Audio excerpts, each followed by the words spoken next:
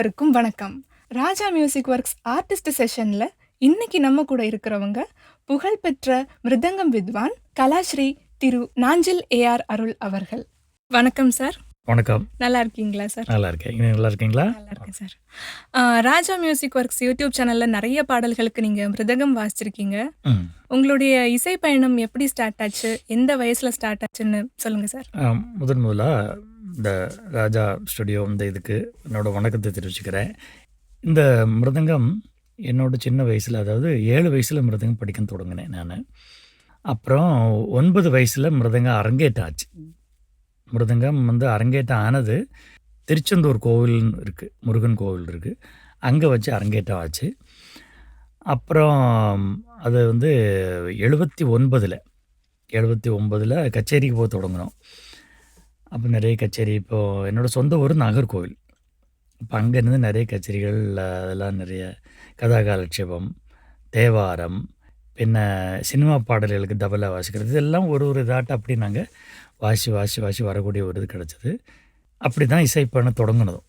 Okay sir. உங்களுக்கு மிருதங்கம் வாசிக்கிறதுல ஆர்வம் எப்படி வந்துச்சு? வீட்டில் யாராவது மிருதங்கம் வாசிப்பாங்களா? வீட்டில் என்னோட தாத்தா, அதாவது என்னோட அம்மாவோட அப்பா பகவதி அண்ணாவின்னு நாகர்கோவிலில் ஒரு ஆர்டிஸ்ட் இருந்தார். ஒரு ஹார்மோனியம், மிருதங்கம், பாட்டு எல்லாம் பாடுறவங்க. அப்போ எங்கள் அம்மா காந்திமதின்னு சொல்லிட்டு நாகர்கோவிலில் கோட்டார் பக்கத்தில் வாகையடி தெருவுன்னு இருக்குது. பழைய ஆளுகளுக்கு தெரிஞ்சிருக்கும். இப்போ அந்த வாகையடி தெரு முன்னாடி அதன் பேர் அப்படி தான் இருந்தது. அப்போ அம்மா பாட்டெல்லாம் படிச்சிருக்காங்க. சுசீந்திரம் சங்கரநாராயண ஐயர்னு ஒருத்தர் இருந்தார். அவர் தான் ஹார்மோனியம் வச்சு பாட்டு சொல்லி கொடுப்பார். இப்போ அம்மா சங்கீதம் படிச்சிருக்காங்க. அதில் உள்ளதுலேயும் நமக்கு குறைச்சி சங்கீதம் ஒரு இது வந்தது. அது போயிட்டு பின்ன என்னோடய தாத்தாவோடதும் கொஞ்சம் ஒரு இது இருந்தது. தாத்தாவோட அந்த பிளட்லேயே உள்ளது உண்டு. பின்ன எனக்கு அதில் இன்ட்ரெஸ்ட் வந்தது என்னென்னா, 3ஆம் கிளாஸ் படிக்கும்போதே அந்த சாப்பிட கூப்பிடுவாங்க அம்மா அப்பா. அப்போ என்னோடய அண்ணன் ஒருத்தர் இருந்தார். அப்போ அவர் வரும்போது என்ன, தட்டத்தில் கொஞ்சம் சாதனம் வரதுக்கு லேட்டானால் டங்குன்னு அப்படி தட்டிக்கிட்டே இருப்போம். அப்போ கை சும்மாவே இருக்காது. இப்படியே சேரில் உட்காந்தாலே இதாக பார்க்கும்போது இப்படி பார்த்துட்டு இருக்கு. அப்போ அதான் அப்பா பார்த்தாங்க, இவன் எப்போ பார்த்தாலும் தட்டிகிட்டே இருக்கானே, இவனுக்கு எதாவது சங்கீதத்தில் எதாவது பண்ணி பார்ப்போம் சொல்லி அப்படி தான் என்னோட அந்த ஆர்வம் அதில் வந்தது. உள்ளே இருந்திருக்கு, தெய்வாதனை கொண்டு அப்படி இருந்திருக்குன்னு நினைக்கிறேன். அப்போ அப்படி அப்பா அம்மா அதை இது கொண்டு வர இது பண்ணாங்க. அப்போ எனக்கு ஒரு நல்ல ஒரு குருநாதர் கிடச்சார் நாகர்கோவிலில், கன்னியாகுமரி மாவட்டத்தில் தான், சுசீந்திரத்தில் திரு ராமையா அண்ணாவின்னு சொல்லுவாங்க சார். இப்போ இல்லை, பெரிய மகா வித்வான் அவர். அப்போ அவர் சார்கிட்ட படிக்கிறதுக்கு எனக்கு ஒரு நல்ல ஒரு வாய்ப்பு கிடச்சிது. அதுக்கு முன்னாடி ஒரு 3 மாதம் சண்முகம்னு ஒரு சார் இங்கே இருந்தார் நாகர்கோவிலில். அவர்கிட்ட ஒரு 3 மாதம் படித்தேன். அப்புறம் ராமையா சார்கிட்ட தான் ஃபுல்லாக நான் படித்தது. ராமையா அண்ணாவின்னு சொல்லுவாங்க அவரோட. நல்ல மகா வித்வான் அவர். நிறைய எங்கள் கச்சேரிகளுக்கெல்லாம் சார் தான் அங்கே நிறைய நாகர்கோவில் கன்னியாகுமரி மாவட்டத்தில் வாசிச்சுட்டு இருந்தாங்க.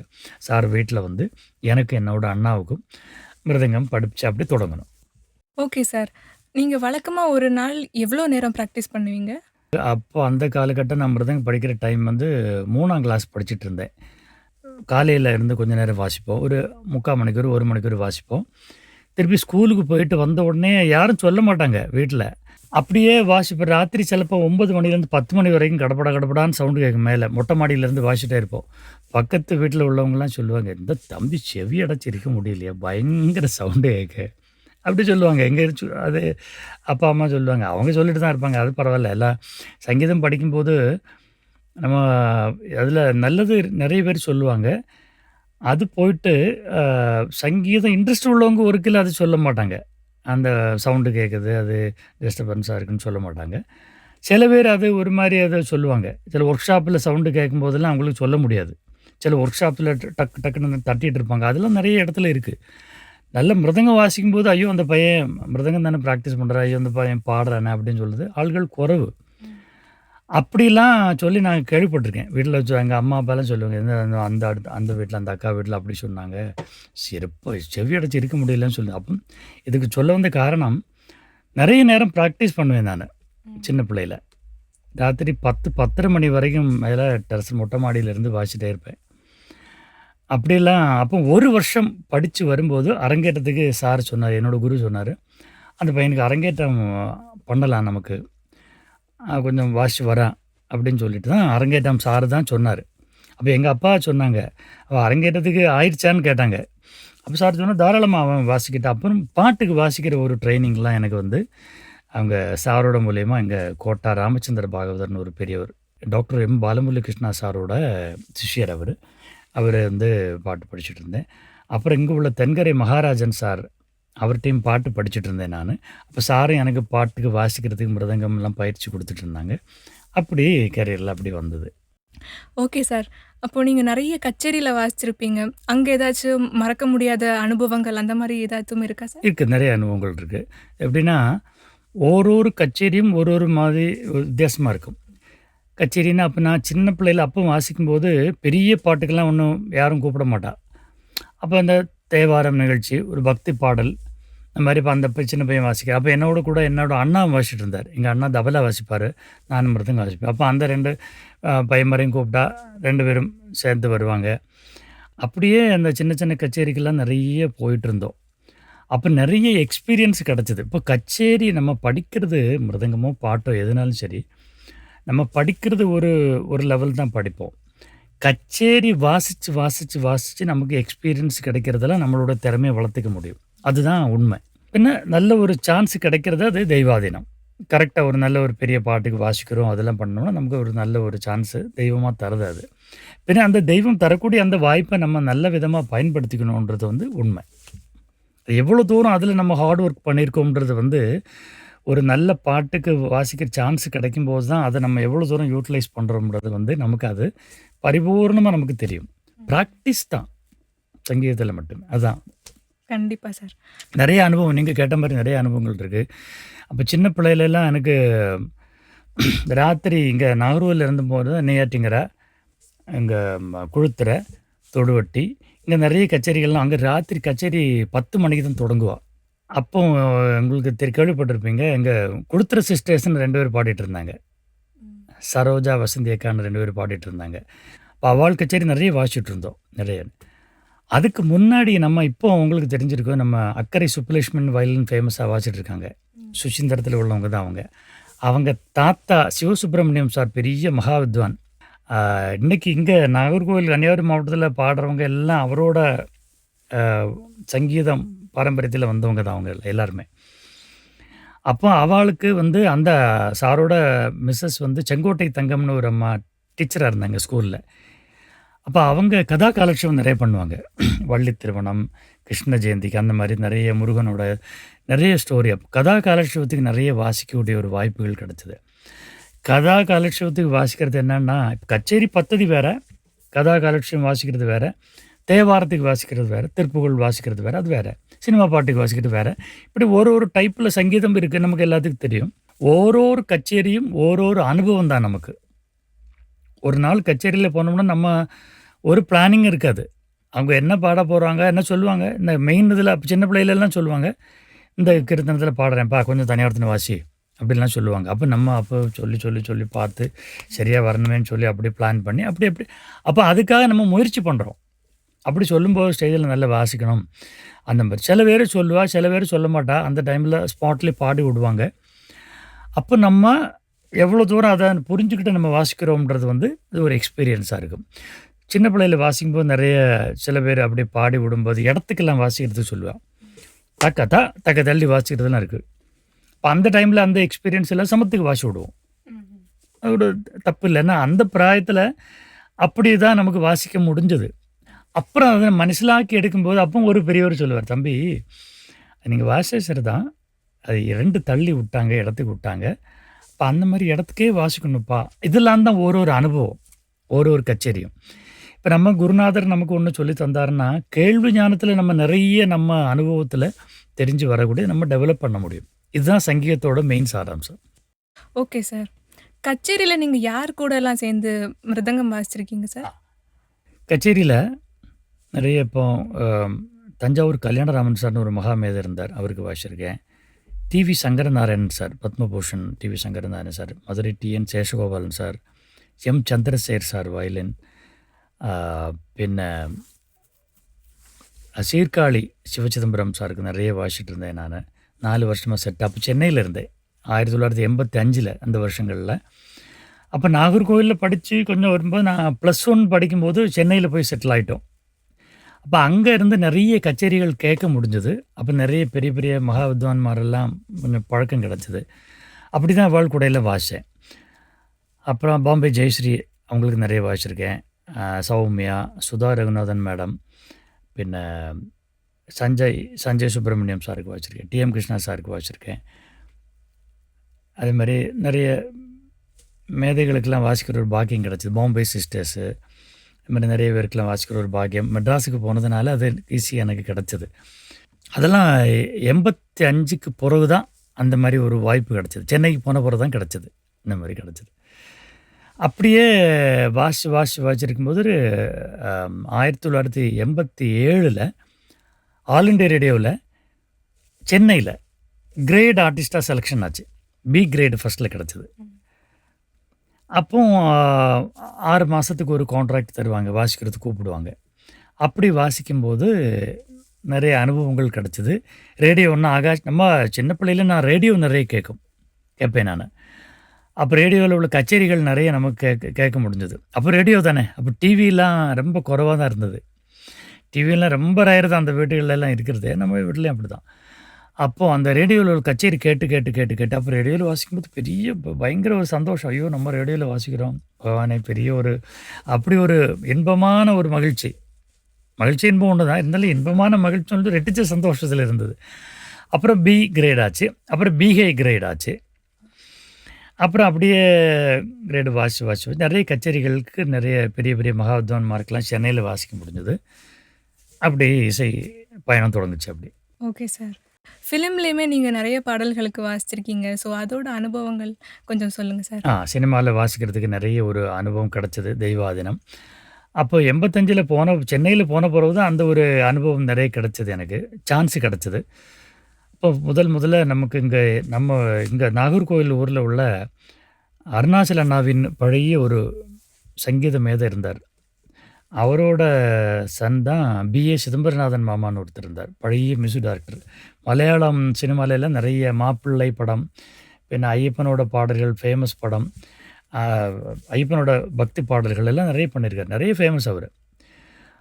அப்போ அவரோட பரிச்சயம் கிடச்சி எனக்கு. நம்ம ஊர் ஆனதுனால இப்போ அவளோட ஒரு பழக்கம் கிடச்சிது. எங்கள் தாத்தாவும் அருணாச்சல அண்ணாவி அவரும் ஒரே காலகட்டத்தில் வாழ்ந்தவங்க. அவரோட சன் தான் பிஏ சிதம்பரநாத மாமா. அவரோட சன் தான் ராஜாமணி அண்ணா மியூசிக் டைரக்டர் இருந்தார் சென்னையில். நிறைய மலையாள படங்கள், மலையாள ஃபீல்டு தான் நிறைய இருந்தது. அப்போ அவர் மூலியமாக நிறைய சினிமாவுக்கு வாசிக்கிறது. தாளவட்டம்னு ஃபஸ்ட்டில் ஒரு பழைய படம் தாளவட்டம், முதல்ல அந்த படத்தில் தான் வாசிக்கிறது. பின்ன ஐத்தம், எம்ஜி ராதாகிருஷ்ணன் சார் மியூசிக்கு. அப்படி நிறைய படங்கள், பின்ன வடக்கு நோக்கேந்திரம், ஒற்றையாள் பட்டாளம், நிறைய அந்த மாதிரி நிறைய படத்தில் ஜான்சன் மாஸ்டருக்கு நிறைய வாசிக்கிறது கிடச்சிது.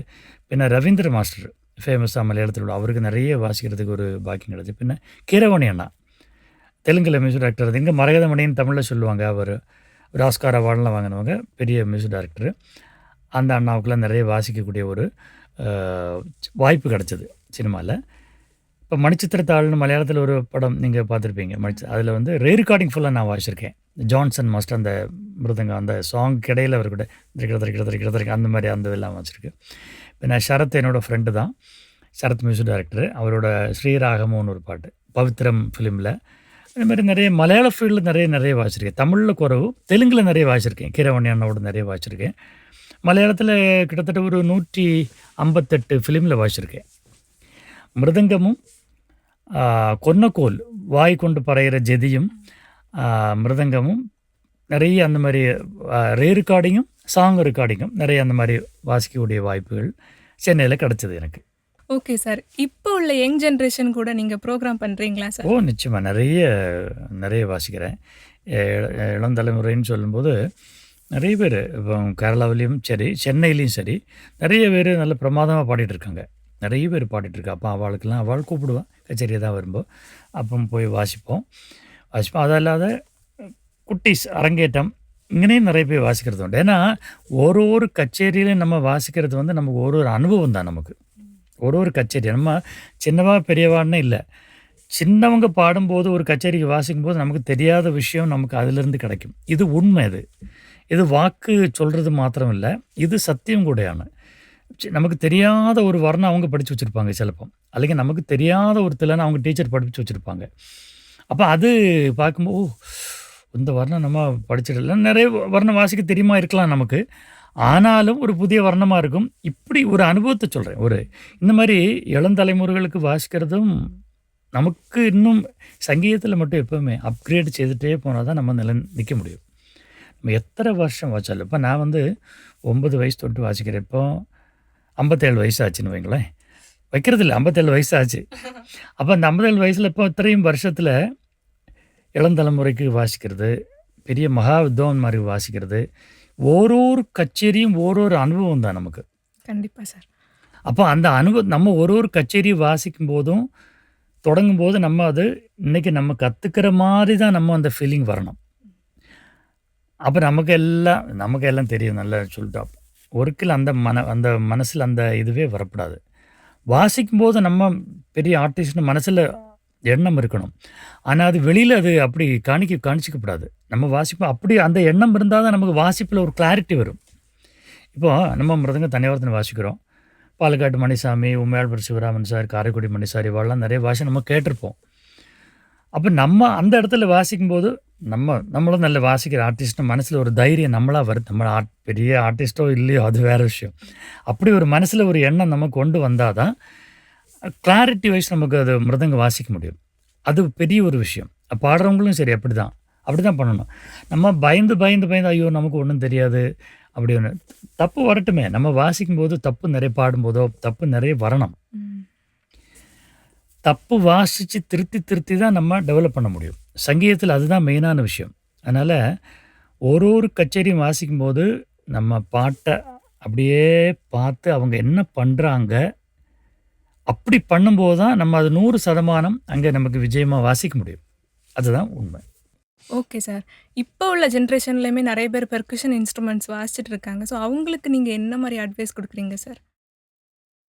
அது என்னென்னா, அது முக்கியமான விஷயந்தான். நீங்கள் அது கேள்வியிலேயே மிகச்சிறந்த ஒரு கேள்வியாட்டு தான் நான் நினைக்கிறேன். ஏன்னா இப்போ உள்ள யங்ஸ்டர்ஸ் நிறைய பேர் ஓஹோன்னு வாசிக்கிறா, அதில் ஒரு டவுட் இல்லை, நல்லா வாசிச்சுட்ருக்கா.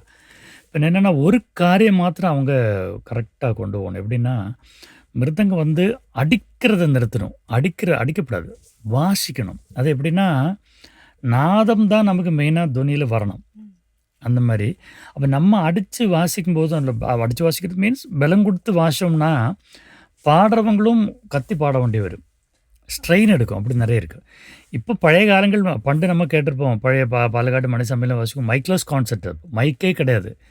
அப்போ அவங்க ஒரு தக்க இப்படி வாசினா அங்கே அந்த தெரு வரைக்கும் கேட்கும், இந்த கோடியில் வரைக்கும் கேட்கும்னு சொல்லி நம்ம கேள்விப்பட்டிருக்கோம். மைக் இல்லாமலேயே வாசிட்டு இருந்தா. இப்போ அதுக்கெல்லாம் ஒரு சான்ஸும் இல்லை. சூப்பர் மைக்கெல்லாம் வச்சுருக்காங்க. அதனால் நம்ம குவாலிட்டி வைஸ் நமக்கு அழகாக நாதம் கொண்டு வரதுக்கு நமக்கு முடியும், ஸ்ட்ரெயின் பண்ணாமலே வாசிக்க முடியும். அதுபோல் இன்னொன்று இப்போ உள்ள யங்ஸ்டர்ஸுக்கு சொல்கிறது நாதமாக வாசிக்கிறதுக்கு மேக்ஸிமம் நம்ம ட்ரை பண்ணணும். அதே மாதிரி வாத்தியத்தை நல்ல பக்குவமாக வைக்கிறது ஒரு மெயினான விஷயம். இப்போ நிறைய பேர் நல்ல வாசிப்பா, மிருதங்கம் வாசிக்கிறவங்க சிலப்போ கரெக்டாக சுருதி சேர்த்து வாசிக்க மாட்டா, இல்லைன்னா தொப்பியை நல்லா இறக்கி அந்த இப்போ தின் தின் தின் தின் தின் தின் தின் தின் தின் தின் தின் தின் விடா, அதுக்கு அந்த சுருதிக்கு ஒரு பஞ்சமமோ மத்தியமமோ சுருதி லெஃப்ட் இருந்தால் தான் சுருதியோடு சேர்ந்து நல்லாயிருக்கும். இது மைனூட்டாக உள்ள காரியமாக்கும். பட் அதெல்லாம் நம்ம தொப்பியும் ரைட் சைடும் நம்ம கவனிக்கணும். மிருதங்கம் வாசிக்கிறவங்க, வாசித்து வரவங்க எல்லாருமே அப்போ தான் கேட்குறதுக்கு நல்ல சுனாதமாக இருக்கும். பின்ன ரெண்டாவது, மிருதங்கம் வாசிக்கிறவங்க இப்போ உள்ள ஜென்ரேஷன் நிறைய கால்குலேஷன் வாசிக்கிறாங்க, கணக்கு வழக்கு நிறைய இருக்குது. ஆனால் இப்போ முன்னாடி உள்ள காலம் மாதிரி இல்லை. இப்போ எல்லாம் படித்தவங்க தான் மிருதங்கம் வாசிக்கிறவங்க, பாடுறவங்க எல்லாம் கால்குலேஷன் தெரியும். பண்டுன்னு சொல்கிறது ஒரு 30-40 வருஷத்துக்கு முன்னாடிலாம் ஒரு குருநாதர் ஒரு கோர்வை சொல்லி கொடுத்தாருன்னா அதை மட்டும் அப்படியே வச்சு அதே போல் வாசிட்டு இருப்பாங்க. இப்போ அப்படி இல்லை, வாத்தியார் இப்படி சொல்லி தந்தார், இது இப்படி பண்ணால் என்ன. ஆனால் அது நல்லதான், நல்ல முயற்சி, அது நல்ல முயற்சி. அப்படிலாம் பண்ணணும், நிறைய வெரைட்டிஸ் பண்ணணும். அந்த மைண்ட் செட்டு நமக்கு ஒரு ஸ்டூடெண்ட்டும் பண்ணணும். அதே டைமில் ரொம்ப கணக்கு வழக்கு பாட்டுக்கு இடையில பாட்டுக்கு வாசிக்கும்போது கண்ணா பின்னான்னு கணக்கில் வாசிச்சோம்னா ரசிக்க முடியாது. அது மெயினான விஷயம். இந்த ஒரு கச்சேரிக்கு அதான் மெயின். பாட்டுக்கு வாசிக்கும் நல்ல சர்வலகு கொடுத்து, எந்த இடத்துல எப்படி கணக்கு வேணுமோ, அந்த கணக்கு மட்டும் அப்படியே வாசிச்சு, பக்குவமா வாசிச்சோம்னா கேட்கறதுக்கு நல்லாயிருக்கும். கச்சேரிக்கு எல்லாரும் விரும்பி நம்மள கூப்பிடுவோம். அது உண்மை. Okay sir. உங்களுக்கு மிருதங்கம் இன்ஸ்ட்ருமெண்ட் தவிர வேற எந்த இன்ஸ்ட்ருமெண்ட்டாவது படிச்சிருக்கீங்களா சார்? இருக்கு. மிருதங்கம் மெயினா வாசிக்கிறேன். அது இல்லாத மிருதங்கம் நான் தபலா நிறைய வாசிச்சிருக்கேன். எங்க அண்ணா சந்திரமோகன் சொல்லிட்டு நாகர்கோவில்ல இருந்தாங்க, தக்கலையில. அப்ப அண்ணா கூட சேர்ந்து நிறைய தபலாலாம் வாசிச்சிருக்கேன் நானு. பின்ன தபலா வாசிப்பேன். கொன்னக்கோல், வாய் கொண்டு ஜெதி சொல்றது, அதுலயும் மிருதங்கத்துல ஏ கிரேடு எனக்கு கிடைச்சிருக்கு. அந்த மாரி அதுலயும் கிரேட் இருக்கு. தபலாலயும் எனக்கு கிரேட் இருக்கு. பின்ன கெஞ்சிரா வாசிப்பேன். அதுலயும் ஆல் இண்டியா ரேடியோல கிரேட் இருக்கு. பின்ன மோர்சங்கு வாசிப்பேன். இது எல்லாமே அது மிருதங்க வாசிக்கிறவங்க எல்லாரும் வாசிக்கிறது தான். ஆனா நெறைய பேர் அதில இன்ட்ரெஸ்ட் காணிக்க மாட்டாங்க. அது ஏன்னு கேட்டிங்கன்னா, மிருதங்கம் மெயின் வாத்தியம். இந்த கெஞ்சிரா, தபலா, கடம், மோர்சங்கு, கொன்னக்கோல் எல்லாமே அதுக்கு கீழ தான் வரும். அவளுக்கு சப்போர்ட் பண்ற மாரி உபபக்கவாத்தியம்னு சொல்லுவாங்க அத. பக்கவாத்தியம்னு சொல்றது ஒரு கச்சேரியில வந்து வயலினும், மிருதங்கம் தான். இப்ப கெஞ்சிரா, கடம், மோர்சங்கு இதெல்லாம் தபலாலாம் வந்து உபபக்கவாத்தியம் தான். சப்பா வேணும்னா வச்சுக்கலாம். ஆனா மிருதங்க, வயலின் இல்லாம கச்சேரி நடக்க முடியாது. அப்படி இருக்கு. அப்ப அதனால ஒரு இன்ட்ரெஸ்டிங்கா நம்ம அது வாசி வரும்போது நல்லதா இருக்கும். எந்த வாத்தியமே நம்ம அத என்ஜாய் பண்ணி வாசிச்சோம்னா வைங்களேன், நம்மளே வாசிக்கும்போது இப்போ கெஞ்சிரா இருக்கு. தும், தும், தும் தக்க துன் அந்த கமகம் கொடுத்து வாசிச்சோம்னா, அப்ப நம்ம வாசிக்கும்போது நம்மளே அத நல்லா என்ஜாய் பண்ணோம்னா, மற்றவங்க கேட்குறவங்களுக்கு அது நல்ல மாரி இருக்கும். கேட்கறதுக்கு நல்லாயிருக்கும். பட் இந்த இன்ஸ்ட்ருமெண்ட்லாம் நான் இடைக்கிட வாசிக்கிறது உண்டு. அதில் கிரேடும் உள்ளது உண்டு. சும்மா சந்தோஷமா வாசிக்கிறது அவ்வளோதான். Okay sir. நீங்க பெரிய பெரிய வித்வான்கள் கூட வாசிச்சிருக்கீங்க. ஃபிலிம்ல வாசிச்சிருக்கீங்க. ஸோ, இப்போ நம்மளோட யூடியூப் சேனல்ல வாசிக்கும்போது உங்களோட எக்ஸ்பீரியன்ஸ் எப்படி சார் இருந்துச்சு? பயங்கர சந்தோஷம். நம்ம ரெக்கார்டிங்கில வாசிக்கும்போது என்னன்னா, நம்ம ராஜா சாருங்க ரெக்கார்டிங் பண்ணும்போது எனக்கு ரொம்ப நான் நெறைய பேர்ட்ட சொல்லுவேன். இப்படி ஒரு சின்ன ஊர்ல இப்படி ராஜா சார் வந்து அத மிருதங்கம் மாத்திரம் இல்ல, மிருதங்கம், வீணை, பாட்டு எந்த இடத்துல எப்படி கொழுப்பு குடுக்கணுமோ, அந்த ரெக்கார்டிங் குவாலிட்டி வைஸ் சூப்பரா பண்றாரு. அது நான் நெறைய பேர்ட்ட சொல்லியிருக்கேன். நான் திருவனந்தபுரத்தில தான் இருக்கேன். ஆனா, இப்ப நெறைய பேர்ட்ட நான் இப்படி இங்க வில்லுக்குரியில ஒரு சார் பண்றாரு. ராஜா சார் பண்றாரு. பிரமாதமா பண்றாரு. ஏன்னா, அவ்வளோ தூரம் அந்த சாங் ஒரு சாங் அவர் அனுபவிச்சு நான் சொன்னேனே, நம்ம வாசிக்கும்போது எப்படி நம்ம அத என்ஜாய் பண்ணி வாசிக்கிறோமோ, அதே மாதிரி அவரு ரெக்கார்டிங் குவாலிட்டி வைஸ் எல்லாமே ஒரு சின்ன சின்ன விஷயங்கள் கூட அவரு வந்து ஓப்பனா, "சார் அது இப்படி இருக்கலாம் சார்." அதுதான் விஷயம். ஏன்னா அவருக்கும் சங்கீதம் தெரிஞ்சது கொண்டு, அவரு பக்காவா சொல்ல முடியுறது. குவாலிட்டி நல்ல ஜம்முன்னு இருக்கு. எனக்கு வளர சந்தோஷம். இங்க வந்து வாசிக்கிறது ரொம்ப சந்தோஷம் எனக்கு இங்க. ராஜா சார் எனக்கு ரொம்ப நண்பர் அவரு. அவரோட ஒர்க்ல வாசிக்கிறது ரொம்ப எனக்கு பிடிக்கும். நான் மாத்திரம் இல்ல, எங்க எங்க ம என்னோட கூட வாசிக்கிற ஆட்டுக்கால் பாலசுப்ரமணியம், நம்ம சவுந்தரராஜன் சார் வீணை, ஃப்ளூட், ஷாதி இவங்க எல்லாருமே நெறைய ரெக்கார்டிங்கில நாங்க வாசிக்கிறோம். ஆனா, இங்க வாசிக்கும்போது ஒரு திருப்தியோட தான் நம்ம போவோம். நம்ம வாசிச்சதுன்னா ஜம்முன்னு மிக்ஸ் பண்ணி சூப்பரா குடுத்துருவாங்கன்றது ஒரு நிறைவு இருக்கு. அது உண்மையான ஒரு சம்பவம். சந்தோஷம். Okay sir. ஓகே. உங்களுடைய உயர்வான கருத்துக்களுக்கு ரொம்ப நன்றி சார். ரொம்ப நன்றி. உயர்வான கருத்துன்னு சொல்லும்போது, உண்மையான கருத்தும் கிடையாது. என்னோட அனுபவத்தில உணர்ந்த கருத்தானது. அல்லாத இப்போ உயர்வான கருத்துன்னு அப்படின்னு இல்ல. இங்க நடக்கிறது எனக்கு என்ன ஒரு சந்தோஷம் இந்த ஸ்டுடியோல வரும்போது என்னன்னா, ரொம்ப அட்ஜஸ்டபிள் சார். ராஜா சார் ஏன்னா ஒரு கலைஞன், ஒரு ஆர்டிஸ்ட்டோட எல்லா விதமான இதுகளும் அவரு மியூசிக் படிச்சது உண்டு. அவருக்கு தெரியும். அப்ப இது ஆல்டர்னேட் சார், அப்ப நம்ம ஏதாவது சார் இது கொஞ்சம் இப்படி இருக்குன்னு சொன்னா, ஆல்டர்னேட் உடனே அவர் சொல்லி அது பண்றாரு. அதுதான் பெரிய ஒரு விஷயம். ஒரு ஆர்டிஸ்ட்டுக்கு வாசிக்கிறதுக்கு பலமே அதுதான். அந்த ஒரு வாக்கு. அது ராஜா சார் பண்ணிட்டு இருக்காரு. அதுதான் சத்தியம். உண்மையானது. ரொம்ப சந்தோஷம் சார். நம்மளோட சேனலோட தரத்த உயர்த்துறதுக்கு ரொம்ப பக்கபலமா இருந்திருக்கீங்க சார். மேலும் நம்மளோட யூடியூப் சேனலுக்கு உங்களுடைய சப்போர்ட்ட நாங்க எதிர்பார்க்குறோம் சார். நிச்சயமா. ரொம்ப சந்தோஷம். எனக்கு இங்க வந்து என்னோட அனுபவங்கள் நீங்கள எல்லாம் நல்ல கொஸ்டினா கேட்டீங்க. அது எப்படி வரணுமோ அப்படி அழகா கேட்டீங்க. ஏதோ எனக்கு முடிஞ்ச அளவுக்கு நான் அது தமிழ்ல குறைச்சு வார்த்தைகள் கொஞ்சம் மாறி இருந்தாலும் மன்னிக்கணும். அதனால எனக்கு வளர சந்தோஷம். ரொம்ப சந்தோஷம் தான். Thank you so much. மேலும் இந்த ஸ்டுடியோ மேலுக்கு மேலும் நல்லபடியா வரணும்னு மனசார தெய்வத்தோடு பிரார்த்திக்கிறேன். எல்லாம் நல்லபடியா வரட்டும். சந்தோஷம். ரொம்ப நன்றி சார். ரொம்ப நன்றி. வணக்கம். ரொம்ப சந்தோஷம். Thank you.